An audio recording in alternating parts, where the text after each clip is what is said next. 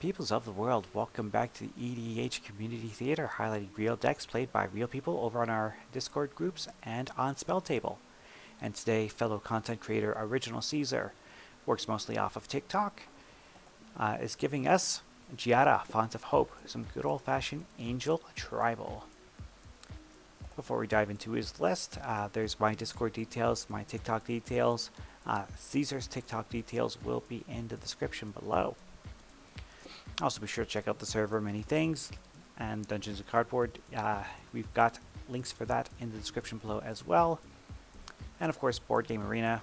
Come join me on Board Game Arena. We'll play some European style board games there. Giada, Font of Hope. She's fairly new to the scene. Only coming out with new components only about 3-ish months ago that her card came out. And is already the #1 ranked mono white commander on EDH rec. That did not take long at all. And you can see why. 2 mana 2/2, it flies, has vigilance, and each other angel you control enters the battlefield with an additional 1/1 counter on it for each angel you already control. It's worded that way so that if you somehow put like 5 angels onto the battlefield at the same time, they don't count each other. They only count what was already previously played. She also taps to add a white mana to your mana pool to cast angel spells with, so she ramps into more angels. That is amazing. White doesn't get to ramp like that usually. So I think that is the big appeal for Giada. I pack one, pick one for this deck, of course, Lyra Dawnbringer. A very powerful angel commander in her own right, although tucked into the 99 here very nicely. Being able to make our angels bigger and also grant them lifelink. Lifelink is a big theme in this deck too. As we attack for our angels, insulate our life total so that when people crack back at us, well, they'll hurt, but it's not going to knock us out because our life total will just be that high. This is an angel tribal deck, so we're going to stick to the creatures to start us off. Angelic Skirmisher, letting us give our team a keyword of our choice every combat, not just ours. Archangel Ties, I like this one. If this is untapped, if someone wants to attack us, they have to pay 1 per creature. And if this is attacking, anything that wants to block its controller has to pay 1 per creature. Avacyn, it's angels, of course you know Avacyn's going to be here. Battle Angels of Tyr has Myriad, a quick reminder on how Myriad works. Whenever you attack one opponent, it creates tokens attacking the other 2 opponents. So that's the idea here. Also some excellent rewards for when these things connect and damage our opponents. Bishop of Wings, not an angel, but angel adjacent. A 1/4 that says whenever an angel enters the battlefield under your control, you gain 4 life. Yes, please. Also, if your angels die, you still get a spirit token. Breath Keeper Seraph. This has the Soul Bond ability. I'm going to leave this on screen for a moment so you can read what Soul Bond does. But once it's paired with another creature, it protects itself and the other creature, which is really, really nice. Running Bruna, the Fading Light. This, of course, when you cast it, lets you bring back another angel human from your graveyard to the battlefield. Melds with Gisela. Gisela, the Broken Blade, of course, it was here to go along with it. So meld means that if we end the turn with both Gisela and Bruna on the battlefield, we actually exile them, bring them back on their backside of the cards as 1 massive creature. Priscilla, Voice of Nightmares. Once this is down, since a lot of people don't play removal spells that are mana value greater than 3, it is very difficult to get rid of this thing. You have to actually use suboptimal removal to get rid of it. So, not to mention being a 9/10 with all of these keywords, it is devastating if this ever manages to flip. Going on to something a little more normal, the Crashing Drawbridge. What's the point of playing big angels if we have to wait around a turn? This can grant the team haste. Deep Gnome Terramancer. Yes, it's a gnome, not an angel, but this helps us ramp into angels. So we have this out, and we can flash this out. someone casts their Rampant Growth, their Harrows, their crop rotations, what have you, that means we get to go get more basic planes out of our deck and put it onto the battlefield. Emilia Shepherd. Planes comes down onto the battlefield. We get to return a non-land permanent from our graveyard to our hand. If the land is a planes, we actually get to bring it right back onto the battlefield. So, great piece of recursion here. 7 mana 4/4 is not the most efficient, but every time we play planes, we get something back from the yard. It's totally worth that price. Enduring Angel. This is a weird card. 5 mana 3/3 has double strike, so it's a pretty good attacker. You have hexproof, which is pretty sweet. And then if your life total would be reduced to 0 or less, this instead transforms into an Angelic Enforcer. Our life total becomes 3. And yes, it just kind of defends us against the big Exsanguinate. So when he exsanguinates, we fall below 0. This will bring us right back to 3 life. It's a pretty awesome defense. And the fact that this can also help us gain that life back every time we attack. Yes, interesting little card, this one. Moving on to the Herald of War. Whenever this attacks, it gets a 1/1 counter. And then our angel spells are reduced by the number of 1/1 counters on this. Herald of the Host. It's a Sarah Angel, but it attacks all of our opponents at the same time, not just the one opponent.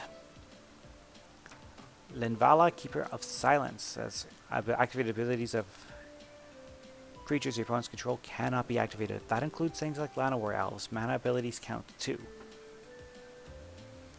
Resolute Archangel. If our life total is below 40, this brings us back up to 40. Righteous Valkyrie. This gives us some life gain whenever we cast more angels or cleric creatures. And then if we are at 47 life or higher, this buffs the team by +2/+2. Sarah's Emissary. This thing is nasty. You can choose to protect your board from any card type. If you choose creatures who attack you can't damage you. It's interesting that way. You and creatures you control have protection for whatever card type you choose. So if you choose sorcery, no one can throw a fireball at you. If you choose instant, nobody can swords the Sarah Emissary. Stuff like that. Shattered Angel. Whenever a land enters the battlefield under an opponent's control, you may gain 3 life. Spoiler alert, we're always going to gain that 3 life. Starnheim Aspirant, reducing the cost of our angels. Thalia. Just a little stacksy piece to slow down our opponents. Mono White is not exactly a speedy deck to play, so anytime you can trip somebody up by half a turn or so, works to our advantage. Thraben Watcher, giving the whole team +1/+1 in Vigilance. Yes, please. The Valkyrie Harbinger. If we've gained 4 more life this turn, we get to create an angel. And the Youthful Valkyrie, just a 2 mana angel that can get bigger as the game goes on. Excellent. Let's go to Artifacts and Enchantments. Our Chaos map, of course. Pull out some basic planes out of our deck, put it in our hand, and perhaps ramp them out if somebody gets ahead of us on lands. Blade of Selves gives whatever creature we equip it to Myriad. Cloud Key to help us reduce the cost of our angels more than likely. Coat of Arms. Once you've already got a bunch of angels, toss this down, make them even more buff, and swing for the win. This is a card that is meant to be played as a sorcery speed win con. Make sure you have the board you need to knock your opponents out when you cast this. Helm of the Host lets us copy one of our angels every combat. Lightning Greaves for the haste and the shroud. Maskwood Nexus ensures that even our non-angel creatures are angels. Also, 3 tap, create an angel. Okay, it's a shapeshifter, but it counts as an angel. Mind Stone. The Mirror Box. It says here the legend rule doesn't apply to permanents you control. So the idea here is you can throw your Blade of Selves onto a legendary creature and make copies of it. Pretty sweet. Nyx Lotus. It taps for a number of mana equal to our Devotion to White. We're playing a mono white deck, so it's going to be Devotion to White that we're choosing. Pearl Medallion to reduce the cost of our white spells. Quicksilver Amulet. This lets us cheat out the cost of some of our more expensive angels, and we can do it at instant speed. Sword of the Animist. Throw it onto one of our angels, swing and ramp. The Book of Exalted Deeds. Yes, we're going to gain life. As long as we gain 3 more life, we get an angel. We can also pay triple white and sack this and put an enlightened counter on one of our angels. As long as we have that angel, we cannot lose, and our opponents cannot win. Urza's Incubator, reducing the cost of our angels as well. Enchantments, Anointed Procession. This goes especially well with Myriad, by the way. And the coolest thing about it is that the Myriad tokens that are created. So we attack, we trigger Myriad, we create a token of our, say, Battle Angels of Tyr. The doubled up tokens of Anointed Procession are not bound to the sacrifice conditions or exile conditions that the Myriad ability has. Those tokens are separate from that. So we get to create more tokens and keep some of them, such as the concept here. Authority of the Consuls. Again, trip up our opponents, gain us some life, and buy us the time we need to play our game at our speed. Court of Grace. Oh, we get to become the Monarch. Yes, please. And as long as we start our turn with the Monarch, we get to create an angel. So, create angels. At the very worst, create spirits. And draw a card at the end of our turn. Yes, please. Gift of Immortality. Great way to defend our key angels. Legion Loyalty. Give everything Myriad. If you're down to one-on-one, do not cast this card. It's not going to do anything for you. But as long as you have 1, 2, at least 2 or 3 opponents, throw this down and swing at everyone, hopefully knock everybody out at once. Luminarch Ascension. Once this gets to the requisite number of quest counters, we can pay 2 mana and just spit out angels. And of course the Smothering Tithe to help us ramp. 1 Planeswalker with Elspeth Resplendent, by the way. Good flavor add, of course, in the New Capenna storyline. Elspeth is protecting Giada from Obnixilis. So, great to see her here. Being able to buff up our creatures and grant them some keywords. Awesome, that's a great plus. The minus, we get to put a permanent card with mana value 3 or less amongst cards we look at, onto the battlefield with a shield counter. So this could help us ramp out some planes, it can get some mana rocks out, even some of our smaller angels. Of course, what we really want to do is get to that -7 and create an army of angel tokens.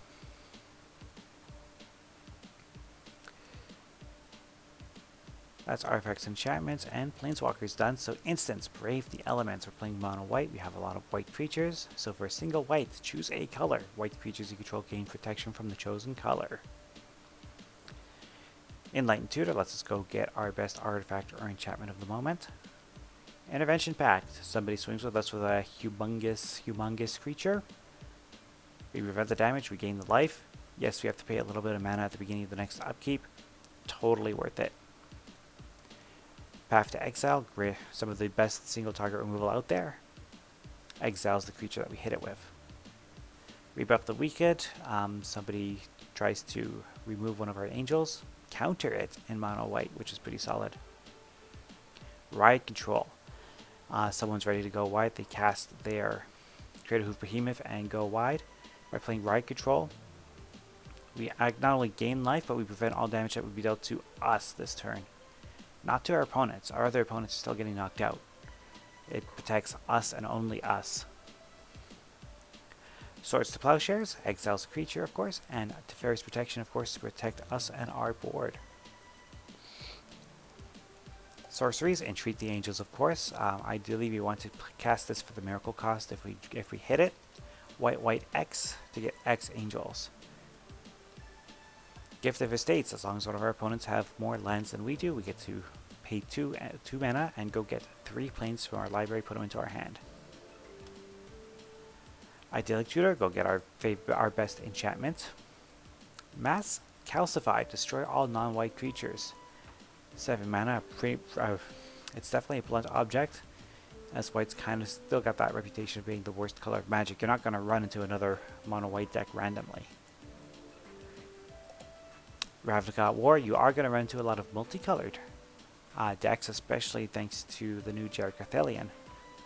So being able to, exile all of the things for 4 mana, yes please. Search for Glory. Let's go get a snow permanent, a legendary, or a saga. We don't have any sagas, we don't have any snow permanents, but this does let us go get a legendary card.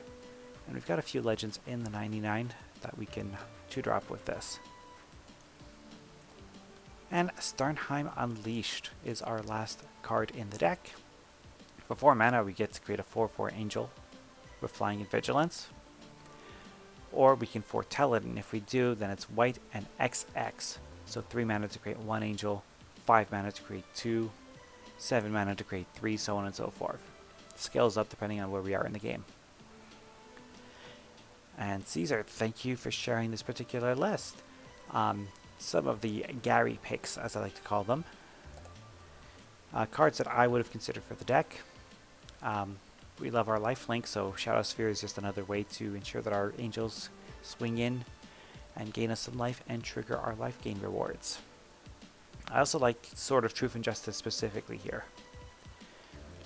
We're putting +1/+1 counters on our angels. This kind of accelerates that process. For the lands, a Bonder's Enclave I think would be pretty handy in order to help us draw some cards, because we don't have a lot of card draw in this deck. I was also thinking, we don't need to go all snow covered, but maybe like 2 of these that we can tutor up with using that Search for Glory. We can go get a land if we need that land in the early game. I want to talk about the card Cut a Deal here. We're going to use this opportunity. Again, we don't have a lot of card draw, so yes, we're giving each of our opponents a card, but we're drawing 3.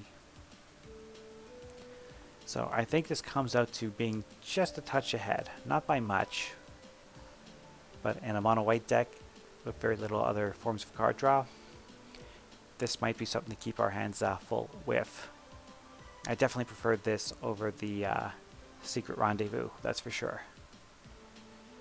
And one card from the new Dominaria United set to consider, Destroy Evil. I think this card is highly thematic. It destroys a creature of toughness 4 or greater, or destroys an enchantment for 2 mana. One thing I didn't really notice is any artifact or enchantment removal.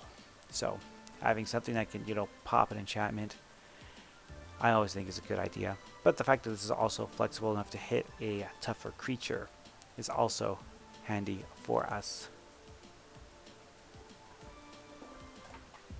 And on that, I'd like to thank you all for watching. Again, Caesar, thank you for sending us the deck. I'm going to put your TikTok links in the description below.